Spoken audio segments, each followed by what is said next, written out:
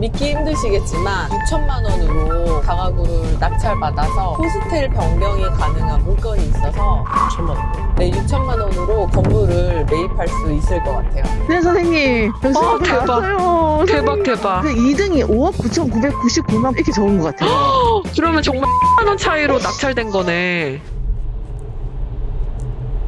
대표님, 네, 좋은 새벽이네요. 네, 굿모닝입니다. 아직 해가 뜨기 전 새벽입니다. 또 어딜 그렇게 저를 이끌고 가시고 계십니까? 네, 오늘 아침 첫 비행기를 타고 지방에 내려갈 일이 있어서 지금 공항에 가고 있어요. 무슨 일이 있길래 공항으로 이렇게 이른 새벽에 지방에 가십니까? 좀 믿기 힘드시겠지만 6천만 원으로 다가구를 낙찰받아서 호스텔 변경이 가능한 물건이 있어서 오늘 건축사님 미팅을 하기로 했거든요. 현장에서. 그래서 지금 가고 있습니다.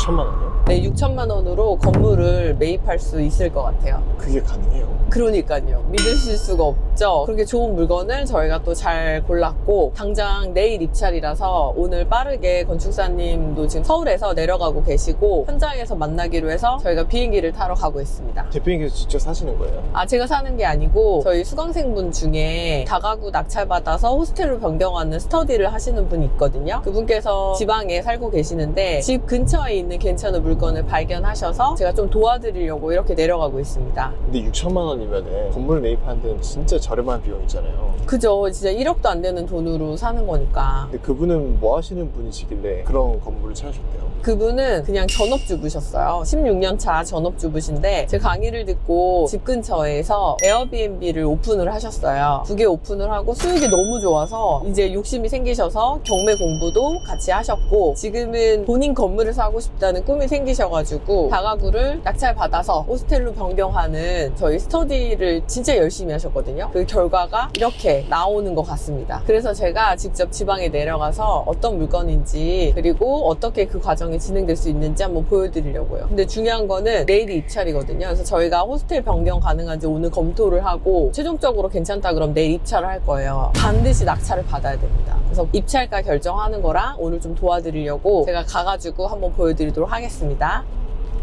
네, 이제 저희가 지방에 도착을 했고 가기 전에 간단하게 식사를 하고 가려고 식당에 들어왔습니다. 대표님, 그런데 오늘 네. 보시는 물건이 다가구라는 건물이잖아요. 근데 다가구가 뭐예요? 다가구는 주택 종류 중에 하나예요. 다가구는 건물 전체에 여러 세대가 들어가 있지만 이 전체가 임차인으로 구성되어 있고 한 명의 건물주만 존재합니다. 그래서 12개의 집이 들어가 있다고 하더라도 1주택에 해당이 됩니다. 다세대는 우리가 흔히 알고 있는 빌라거든요. 바깥에서 봤을 때는 다가구나 다세대 차이가 없어 보이는데 각각 호실이 주인이 따로 존재하고 건물 주인은 없는 게 빌라, 다세대 이고 건물 전체가 한 명 소유인 걸 다가구라고 합니다. 그래서 저희는 이번에 다가구를 낙찰받아서 호스텔로 물건 종류를 변경하는 프로젝트를 하는 거라고 보시면 되세요. 대표님, 근데 굳이 다 가구를 호스텔로 변경할 이유가 있어요? 아, 왜 다세대를 호스텔로 변경하지 않고 다가구로 호스텔로 변경하냐 그걸 물어보시는 거죠? 네네. 호스텔로 변경하기 위해서는 소방법상 해야 되는 설치와 절차 의무가 있어요. 근데 이 건물 전체가 내 건물이어야지 이것들을 설치하고 공사를 할 수 있잖아요. 근데 다세대 같은 경우는 각각 호실이 남의 거잖아요. 한 호실만 내 거잖아요. 그렇다 보니까 건물 전체가 내 거이거나 한 층이 내 거인 경우 그럴 경우에 공사가 수월해서 호스텔 변경이 가능하다라고 이해하시면 되세요. 근데 6천만 원으로 건물을 산다 쳐도 이 제일 포인트가 호스텔로 변경될지 안 될지잖아요. 근데 거기서 그러면 어떤 걸 확인해야 돼요? 우선은 저희가 가검토를 마친 상태긴 해요. 근데 낙찰을 덜컥 받았는데 호스텔로 변경이 또 안 되면 낭패니까 조금 더 완벽하게 검토를 받기 위해서 호스텔 변경하시는 건축사님이 서울에서 지금 내려오고 계시거든요. 그래서 그 건축사님을 통해서 확실하게 다시 한번 확인을 받고 내일 입찰을 할 예정이고요. 두 번째는 이제 리모델링 비용이 또 많이 들어가게 되면 이 부분이 또 상당히 부담스러울 수 있는데 건물 자체가 많이 노후되지 않았고 그리고 연식이 얼마 안 돼서 사실 리모델링 비용은 많이 들어갈 것 같지 않습니다. 대표님, 제가 알기로는 주택을 숙박업으로 바꾸는 것 자체가 뭐 네. 건축부터 시작해서 소방, 뭐 인허가까지 되게 복잡하다고 알고 있는데 하는데 이거 진짜 저희가 할 수 있을까요? 많이 하시네요. 소방 바꿔야 되는 것도 아시고 건축법 바꿔야 되는 것도 아시고 다 아시네요. 기동량이 있으니까 그래도. 맞습니다. 이게 쉬운 건 아니에요. 그런데 정말 감사하게 이 물건이 많은 수리를 필요로 하지 않고 호스텔 변경이 가능할 수 있다라는 부분을 저희가 확인했거든요. 그래서 그런 부분들도 저희가 현장 직접 가서 둘러보도록 하겠습니다. 과연 우리는 낙찰을 받을 수 있을 것인가 한번 확인해 보도록 하겠습니다.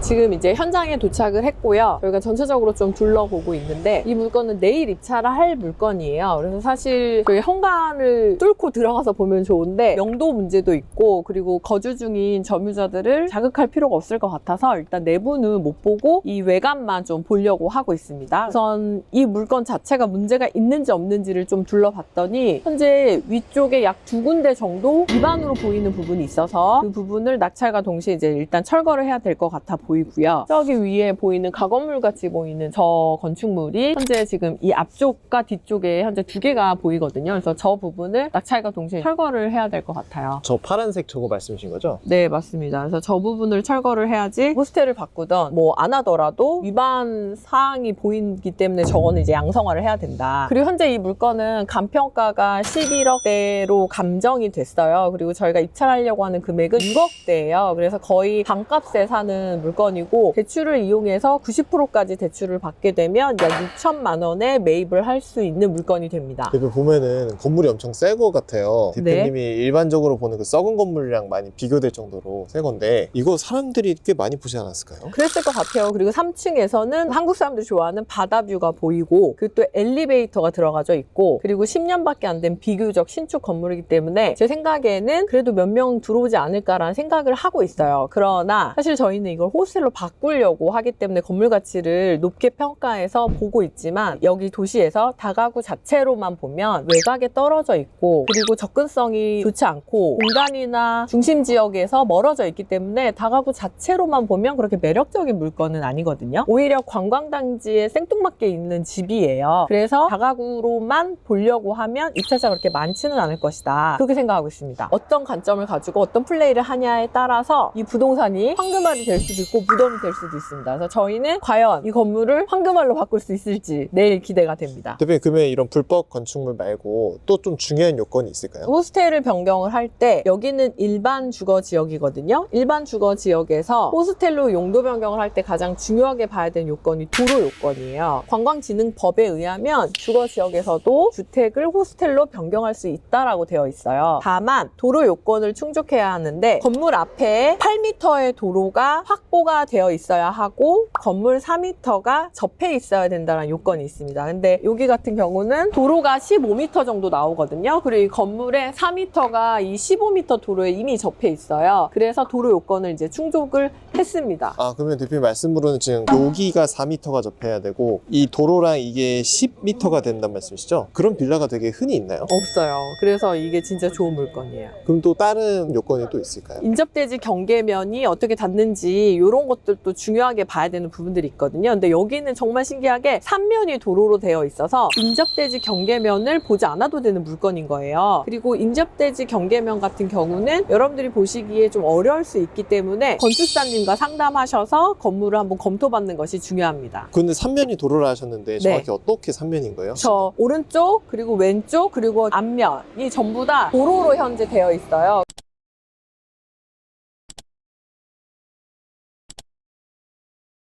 그래서 옆에 건물이 있지만 인접대지가 아니라 도로로 되어 있어서 뒤쪽에 있는 부분만 저희가 확인을 하면 되는 상황이에요. 근데 다행히도 한 3m 이상의 간격이 벌어져 있고 옆 건물이 1층 단층짜리거든요. 그래서 이제 문제가 되지 않는다라는 건축사님의 검토를 받았습니다. 그래서 이 물건 같은 경우는 내일 낙찰을 통해서 저희가 가져오게 되면 호스텔 변경하는 요건을 충족을 한다라고 현장 검토를 받은 상황입니다. 근데 제일 중요한 걸 여쭤보고 싶어요. 돈이 얼마나 들어가나요? 전체 전체 검토 비용부터 해서 변경까지 해가지고 이 건물 같은 경우는 3천만 원 정도에서 완료가 될 것으로 보입니다. 그래서 특별히 문제와 공사가 많이 필요하지 않은 물건이라고 보시면 되실 것 같아요. 3천만 원이요? 너무 비싼 거 아닌가요? 근데 어떤 경우는 1억에서 2억까지도 비용이 들어갈 수 있거든요. 그래서 그런 거에 비하면 되게 저렴하게 진행을 한다고 보시면 되세요. 근데 저희가 이 수익률을 월에 1,000에서 1,500 정도를 보고 있거든요. 순수익을. 그럼 사실 3천만 원은 2달에서 3달이면은 다 회수가 되기 때문에 그렇게 큰 비용은 아니라고 생각을 하고 있습니다.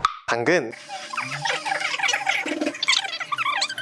오늘 현장에 직접 방문해서 물건도 검토를 하고 그리고 건축사님도 만나서 상담도 진행을 했어요. 저희 내일 2차를 하시는 수강생님께서는 상당히 처음에는 막막했고 불안했는데 검토도 완료가 되고 호스텔 변경권과 관련된 상담도 진행을 하고 나니까 이제 앞으로 어떻게 진행이 되는지 훨씬 수월하게 진행이 될 수 있을 것 같다고 이야기하시더라고요. 저희는 이제 내일 낙찰을 제대로 받고 앞으로 진행되는 내용들에 대해서 여러분들과 함께 한번 공유를 해보도록 하겠습니다. 근데 계속 궁금했던 건데 그 지역 진짜 잘 될까요? 네, 물건지가 있는 곳 바로 옆에서 지금 현재 저희 수강생 분께서 외도민을 하나 돌리고 계세요. 거기가 비수기, 성수기 할 거 없이 평균 400에서 500 정도 매출이 나온다고 하시더라고요. 그래서 이미 잘 된다라는 걸 이분께서 몸으로 직접 이미 다 깨달으셔서 지역에 대한 분석은 완료가 된 상태예요. 만약에 정말 잘 돼서 호스텔이 되면은 전체가 다 이제 에어비를 돌릴 수 있는 거예요? 네, 맞습니다. 만약에 다가구 물건 종류 상태로 냅두게 되면 각 호실마다 전입과 외도민 사업자가 필요해요. 그러다 보니까 사실상 합법으로 에어비를 돌리는 것 자체가 조금 무리가 될 수 있거든요. 그런데 이 다가구를 아예 숙박업이 가능한 물건 종류로 바꿔버리면 외도민을 할 때 필요한 전입이 필요 없이 이 건물 전체를 숙박업으로 돌릴 수 있게 됩니다. 올해 10월부터 불법 에어비가 전부 다 사라지잖아요. 그래서 아마 이렇게 미리 준비하셔서 호스텔로 변경을 한 다음에 각각 개별 호실을 전부 에어비로 돌리게 되면 꽤 높은 매출이 예상됩니다. 그리고 지금 불법으로 있는 숙소가 인근에도 되게 많거든요. 그런 것들도 다 사라질 거니까 아마 독보적인 존재가 되지 않을까 이런 생각도 한번 해봅니다. 근데 한 가지 여쭤보고 싶은 게 있는데 이 영상을 왜 찍으시는 거예요? 이 영상을 찍는 이유는 포장용입니다. 네. 당근. 낡은 다가구를 갖고 계시거나 적은 투자금으로 호스텔을 운영하고 싶어 하시는 분들이 있어요. 이런 분들한테 꼭 희망이 됐으면 좋겠다라는 생각이 들어서 이 영상을 찍어요. 건물을 매입하고 숙박업을 한다는 게 사실 수십억대 자산가들만 하는 것이 아니고 1억 이하의 작은 돈을 가지고도 좋은 물건을 잘 만나고 경매라는 방법을 이용하면 가능하다라는 걸 알려드리고 싶어서 영상을 찍습니다. 그래서 이제 앞으로 저희가 낙찰을 내일 받게 되면 진행되는 내용과 절차 그리고 그 과정에서 발생하는 얘기들을 좀 공유해 드리도록 하겠습니다. 6천만 원으로 산 건물을 과연 호스텔로 만들 수 있을까? 여러분들도 궁금하시죠? 6천만 원의 전설, 이 프로젝트가 성공하길 바라신다면 구독, 좋아요 눌러주시고 댓글도 많이 남겨주세요. 감사합니다. 여보세요? 네, 선생님. 영수증 대박. 나왔어요. 대박, 대박. 근데 10만 원 차이인 것 같기도 하고요. 차순위를 제대로 못 들었거든요. 제가 너무 1등 이 소리에 너무 놀래갖고. 어머머머머머. 그 2등이 5억 9,999만 원 이렇게 적은 것 같아요. 그러면 정말 10만 원 차이로 낙찰된 거네. 선생님 아. 감사합니다. 축하드려요. 어쨌든 낙찰받은 거 축하드려요. 선생님 너무 놀래갖고 소리 지를 뻔했어요. 아니 그러니까 끝까지 네. 제가 말했잖아요. 어저께 남편분이 납득을 못 하시는 거예요. 이렇게 좋은 물건을 정말 단돈 몇백이나 몇천 차이로 놓치게 되면 정말 네. 후회하게 된다 얘기를 드리면서 무조건 6억 이상은 써야 된다라고 말씀드렸는데 납득이 맞아요, 안 되는 맞아요. 거예요. 네네네네. 그래서 제가 차에서는 말씀을 드렸던 게 6억을 써야 된다라고 했는데 잘했네요. 제 처음에 5억 6,300 막 얘기하다가 쌤 이거 안 될 것 같다고 말씀하셨잖아요. 진짜 촉 너무 좋으세요. 선생님 너무 감사합니다. 아니요. 제가 뭘 한 게 있나요. 우리 님이 다 하신 거지. 아니에요. 선생님이 그렇게 쓰라고 얘기 안 했으면은 저희도 떨어졌어요, 분명히. 근데 이거 진짜 놓쳤으면은 너무 아까웠을 것 같아요. 많이 울었을 것 같아요, 진짜. 그니까. 네네. 아까 전에 진짜 고민했었거든요. 5억 9천 할까 하다가 됐다면서 그냥 손실거 6억 하자 했는데 그래서 떨어졌네요. 5억 9천 적었습니다. 네, 그렇게 또 생각을 하면 네. 그 사람은 나는 절대 6억까진 못 써. 이런 마인드로 쓴 거잖아요. 그거를 딱 깰 때 돈이 오는 거예요. 근데 되게 웃기지 않아요? 정말 10만 원 차이라 그러면은 6억을 쓰나 5억 9,999만 원을 쓰나 똑같은데 6억은 설마 누가 안 쓰겠지라고 이제 썼다가 그 사람 떨어진 네. 거죠. 그러니까요. 선생님 그렇게 하지 말랬잖아요. 쓸 거면 딱 5억 아니면 6억. 맞아. 영어로 저는 하라고. 그러잖아요. 네, 그래서 항상 저는 그랬었습니다. 네, 빨리 오늘 파티하세요. 네, 선생님 들어가세요. 선생님 감사합니다. 네.